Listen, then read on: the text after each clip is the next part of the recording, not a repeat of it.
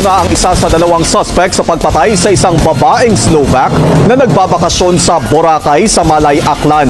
Mga kabayan, isa sa mga suspect na pumatay sa isang babaeng dayuhan na turista sa Boracay, nahuli na po. So watch po ang mga balitang ito. Arestado na ang isa sa dalawang suspect sa pagpatay sa isang babaeng Slovak na nagbabakasyon sa Boracay sa Malay, Aklan. Natagpuan ang bangkay ng biktima na walang saplot sa pang-ibaba sa abandonadong kapilya. Hindi pa makumpirma ng pulisya kung ginahasa nga ba ang dayuhan at ninakawan, bagamat walang pitakang nakita sa crime scene.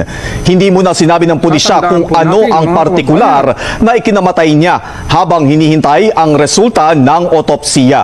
Sa panayam ng teleradyo, sinabi ni Malay Mayor Frolibar Bautista na hawak na ng mga otoridad ang isang suspect sa krimen. May nahuli na tayo isang suspect.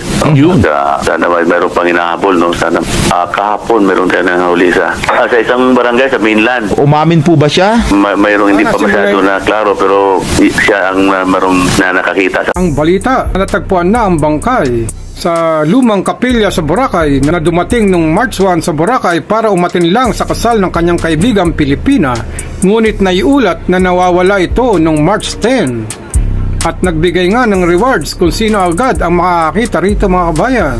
Po ang patay ang nawawalang dayuhang turista sa Boracay.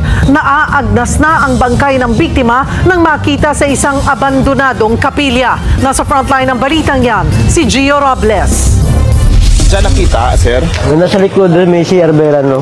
Sa isang abandonadong kapilya sa isla ng Boracay, natagpuan ang walang buhay na katawan ng isang babaeng bakasyonista Martes ng hapon. Walang saplot pang ibaba ang babae. Kinilala ang biktima na si Mikaela Mikova, 23 anyos, isang Slovakian national. March 1 daw, dumating sa Boracay si Mikova para magbakasyon at dumalo sa kasal ng kaibigang Pinay. Pero nitong Lunes, nang i-report na nawawala ang Slovakian, 2 araw bago ang flight sana pauwi. Naglabas ng 50,000 pesos na pabuya sa makakapagturo sa kinaroroonan ng dayuhan.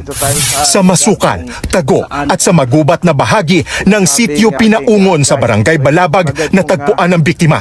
Actually, that kind of place is na abandonado po and hindi po siya basta pupuntahan ng mga turista. Ibig sabihin parang may katagpo sa doon o may kausap. That's why we're still conducting po ng continuous follow-up.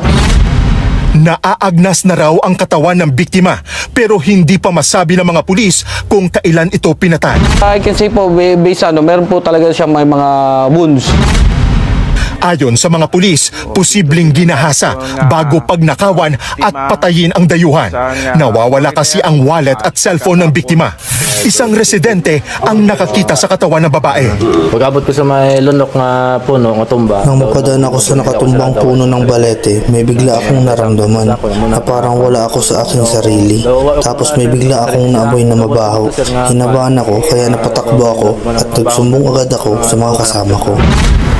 Siniguro naman ng mga pulis na walang dapat ipag-alala ang mga turista sa Boracay. Isolated case daw kasi ang nangyari. Gayunman, hindi raw titigil ang mga otoridad hanggat hindi nabibigyan ng hustisya ang biktima. Patuloy naman ang backtracking sa mga CCTV na posibleng pinuntahan ng biktima bago siya mawala. Napaalam na rin umano sa pamilya ng dayuhan ang insidente. Nakatakdang isailalim sa autopsy ang kanyang mga labi. Sana po mga kabayan, simula na ito sa pagkamit ng kanyang hustisya, pagkamatay ng babaeng dayuhang turista. At sana po na mapatunayan na sila ang pumatay sa turista ay dapat death penalty ang mga parusa sa mga ganitong kaso dahil buhay ang inutang, buhay din dapat ang kabayaran. Ang nakakalungkot lang sa Pilipinas kahit murder at pagpatay ang kaso ay labas-pasok lang sa kulungan. At kapag nakalabas, gagawa uli ito ng krimen at makukulong uli at makakalabas pa rin. Sana nga maibalik na ang death penalty sa bansang Pilipinas.